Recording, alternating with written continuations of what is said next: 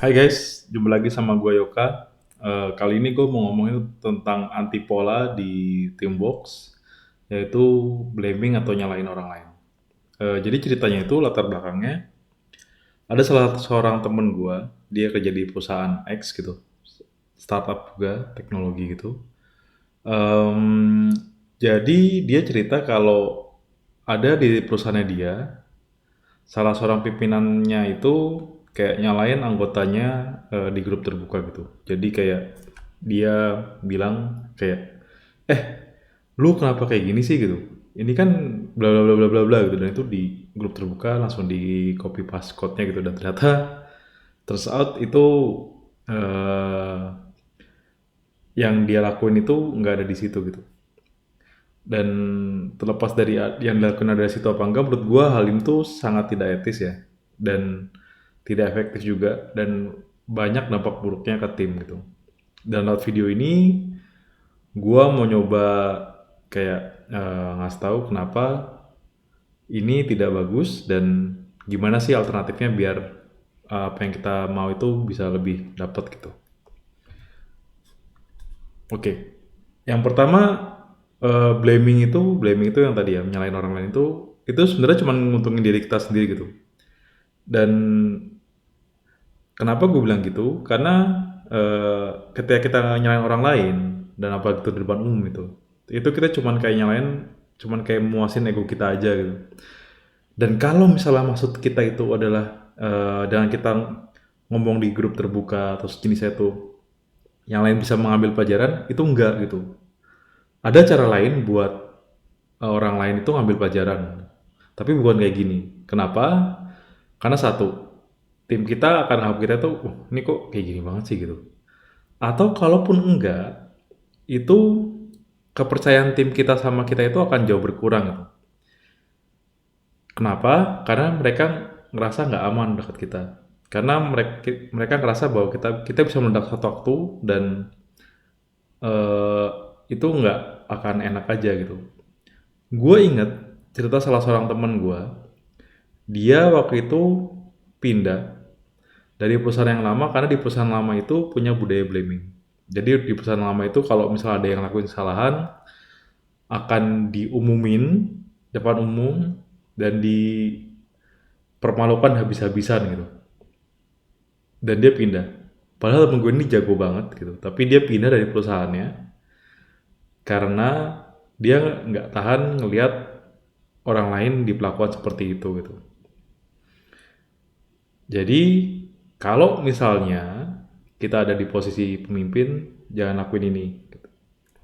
Karena bisa jadi yang akan kehilangan adalah kita gitu. Walaupun kita tidak memperlakukan itu ke orang lain, bisa jadi orang lain itu akan merasa tidak nyaman. Selain itu, kayak tadi dibilang, kayak blaming itu ngeganggu keamanan psikologis. Padahal sebenarnya psikologis itu, kalau kita aman secara psikologis tuh, kita akan berkembang lebih cepat gitu. Kayak contohnya simpel aja ya. Apa yang terjadi kalau misalnya ketika kita belajar naik sepeda, itu setiap kali kita jatuh, kita akan dipukul sama orang misalnya. Atau setiap kali kita jatuh, kita dipermalukan habis-habisan. Berapa banyak orang yang akhirnya tidak akan bisa naik sepeda? Berapa banyak orang yang akhirnya akan bisa naik sepeda? Itu akan jauh lebih sedikit. Gue inget salah satu orang, salah ini ya, salah seorang manajer gue pernah bilang ke gue, kayak gue pernah curhat ke dia gitu. Ehm, gue sekarang posisinya udah senior dan dapat tanggung jawab tim. Gue dapet tim gitu. Gue bilang ke manajer gue, ini kok gue udah nggak sempat coding lagi gitu. Ini kayak gimana gitu. Kalau misalnya harus ngurus tim sama segala macam kan agak berat gitu. Padahal gue pengen banget coding. Manajer gue bilang kayak emang tanggung jawab lo yang sekarang itu bukan yang utama, itu bukan di codingnya, tapi lebih gimana caranya eh, bikin timnya berkembang, bikin timnya itu lancar gitu. Karena multiplier-nya atau leverage-nya itu gede di sana. Dan dia bilang, dan sebenarnya lo harus sedikit-sedikit itu melepas tanggung jawabnya ke tim gitu. Emang bakal mengerikan, bakal kayak takut nih kalau misalnya gue ngelepas yang kayak gini, misalnya yang modul ini atau yang feature ini, itu nanti bisa ada error nggak ya di production atau segala macam gitu. Tapi manajer gue bilang, eh, paling apa sih yang terburuk yang bisa terjadi? Paling ada masalah bentar gitu, misalnya ada masalah dia nggak jalan di production atau segala macam gitu. Paling nanti lu dimarahin dikit, eh, nggak di depan umum tapi habis itu ya udah tim lo akan grow, tim lo akan merasa safe buat berbuat salah dan pada akhirnya tim lo bakal makin bagus gitu. Jadi itu yang gue ingat-ingat sih dan seperti ini gitu. Ketika satu tim itu dia aman buat berbuat salah, itu dia akan berani untuk mencoba berbagai macam hal gitu. Dan ketika dia mencoba berbagai macam hal, itu akan sangat menguntungkan buat tim karena dia akan berkembang, dia akan tidak bosan. Siapa tahu dia ada solusi-solusi yang tadi nggak kepikiran gitu. Jadi jangan sampai yang hal ini tuh terganggu. Oke. Yang ketiga itu adalah untuk yang pernah kan biasanya kalau kita coding kan awalnya kan di lokal ya, di komputer kita sendiri atau di DevBox kita gitu. Habis itu kita biasanya kalau pakai Git itu kita akan buat satu tempat buat kita coding gitu. Ntar kalau itu udah selesai akan diperiksa dan akhirnya dimasukin ke eh, yang tempat yang kode utamanya gitu yang bareng-bareng gitu. Biasanya dinamain master. Nah, yang pengen gue tekanin di sini adalah ketika kode itu udah masuk master, ketika udah masuk ke tempat yang bareng-bareng, itu kode itu bukan punya orang yang nulis itu lagi gitu. Kode itu adalah milik bersama. Jadi kita nggak bisa nyalain kayak, oh ini kan dia yang nulis gitu, nggak bisa gitu. Karena ketika dia masukin ke sana, itu akan diperiksa dulu. Dan kalau nggak diperiksa dulu, itu harus dipertanyakan gitu. Prosesnya ini benar apa enggak? Karena salah satu proses yang bagus adalah semua kode yang masuk harus diperiksa. Entah itu oleh domain ownernya, atau oleh seniornya, atau peersnya gitu. Tapi tetap harus diperiksa, jadi nggak akan sewaktu-waktu ada masuk segala macam gitu. Kalau misalnya kita bisa bilang kayak, loh kan gue nggak sempat periksa, itu salah lu. Gitu. Kalau kayak gitu kejadiannya, berarti harus dipertanyakan adalah, ini development prosesnya kayak gimana? Kok bisa ada kode masuk nggak diperiksa? Kok bisa ada kode masuk salah fatal gitu misalnya? Kalau misalnya alasannya karena yang periksa saya tidak tahu knowledge-nya gitu, kayak ilmunya belum nyampe, itu ada pertanyaan lagi kan?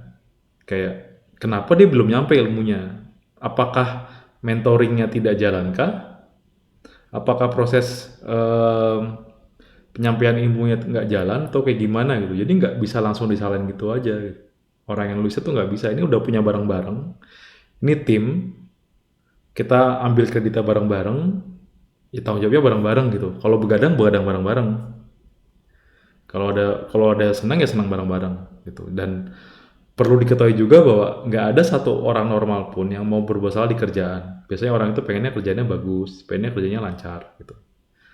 Jadi ketika misalnya kita nyalahin orang untuk sebuah code yang udah masuk ke master atau yang tempat utama itu bukan mereka yang salah, kita yang salah gitu. Kenapa kita bisa ngebiarin itu? Kalaupun bukan kita yang salah, ada prosesnya dan proses itu yang harus dibenerin, bukan orang itu yang harus dibenerin dan dipermalukan. Lanjut. Nah, sekarang gimana sih alternatif yang lebih baiknya gitu? Kan bisa jadi tadinya misalnya maksudnya itu adalah kita pengen semuanya belajar. Kita pengen kesalahan itu tidak dilakukan lagi. Jadi biasanya kalau misalnya itu tuh kejadiannya adalah biasanya kalau ada gitu berarti ada masalah kan, gitu. Yang harus diketahui adalah salah itu wajar. Semua orang bisa berbuat salah. Jadi jangan sampai kayak salah itu kayak digitu-gituin amat gitu, enggak. Habis itu karena ada masalah, ya kita coba fokus selesaiin masalahnya. Selesaiin dulu masalahnya. Misalnya dia ngeganggu apa? Ngeganggu misalnya ada workernya nggak jalan. Atau misalnya ada apa, ya udah kita coba selesaiin. Ini gimana caranya biar jalan ya? Apakah harus di-revert ke yang lama? Kode yang lama dibalikin atau misalnya gimana? Atau ada yang ditambahin? atau ada flag yang kurang kah, bla bla bla bla. Yang penting selesai dulu, fokus ke masalahnya. Habis itu, kalau mau semuanya belajar dan gak ada kejadian lagi, bikin laporan postmortem. Postmortem itu biasanya kalau misalnya ada insiden atau ada apa, biasanya kayak nulis kayak ceritanya ada insiden ini bla bla bla bla bla bla. Itu biasanya pakai bahasa netral gitu. Jadi bukan kayak salahnya ini enggak, tapi lebih ke si X jam segini harus bla bla bla bla bla.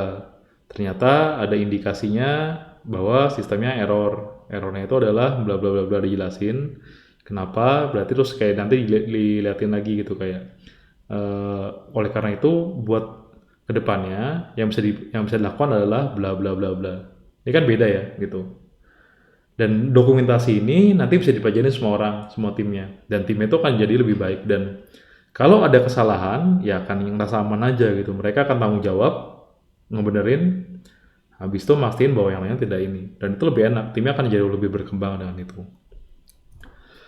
Habis itu perlu ingat juga bahwa penyampaian itu penting gitu. Jadi kayak jujur itu penting, tapi penyampaian itu juga penting. Karena gue pernah baca di mana gitu lupa, bahwa selalu ingat kalau yang terima omongan kita itu bukan mesin gitu. Jadi contohnya nih, misalnya kayak tadi nih, tadi kan kasusnya adalah dia si manajer itu, tim lead itu yang teman gue itu, eh, dia ngekopas code-nya orang ke grup. Terus dia bilang, ini kok kayak gini, gini, gini. Nah, gimana yang lebih baiknya? Dia boleh kopas gitu. Tapi dia kayak nanya, eh nada itu nanya gitu kayak, maaf mas, ini kenapa ya kemarin kok kayak gini gitu. Karena biasanya mereka pasti ada pertimbangannya. Bisa jadi karena waktu itu sudah ngomong sama tim yang lain untuk solusi sementara kayak gini dan solusi yang lagi bagus itu lagi dibuat gitu. Atau ada apa gitu. Jadi nggak langsung kayak nyalahin nih kok kayak gini sih bla bla bla bla bla bla bla bla ternyata nggak kejadian gitu. Tapi lebih ke nanya, ini kenapa, boleh tahu nggak kenapa gitu misalnya. Atau misalnya pas sudah dia udah ngomong apa, terus kayak kita bisa nanya lagi kenapa nggak kayak gini ya, apa yang ngalangin buat sana gitu. Siapa tahu bisa, kan enak kan kalau kayak gitu kan. Jadi bukan kayak nyalahin, kok kayak gini sih gitu. Kalau ngomong kayak gini tuh biasanya kayak ujungnya tuh banyak orang yang nerimanya itu kayak lu nggak kompeten intinya. Padahal nggak gitu, nggak kayak gitu cara mainnya guys. Oke, jadi kesimpulannya apa? Kesimpulannya itu pertama, jangan pernah nyalain orang lain. Misalnya menyalahkan orang lain itu dalam arti blaming yang bener-bener kayak, ini salah lu, bla bla bla bla bla bla gitu. Yang kedua itu fokus sama masalahnya apa dibenerin gitu. Dan ingat kalau yang terima omongan kita itu bukan mesin, kita ngoding mesin, tapi bukan berarti kayak tim kita itu ya mesin enggak, tim kita orang biasa. Orang biasa itu punya perasaan, dia lagi capek, dia lagi seneng, segala macam gitu. Dan yang keempat, kayak laporan postmortem itu bisa jadi bahan pelajaran yang efektif buat tim. Jadi ketimbang kita nyalahin depan grup kayak tadi, kita bisa nyelesain masalah dulu dan kayak bikin laporan postmortemnya. Oke, gitu aja sih yang mau gue sampaikan. Semoga berguna. Sampai ketemu lagi di kesempatan berikutnya. Dah.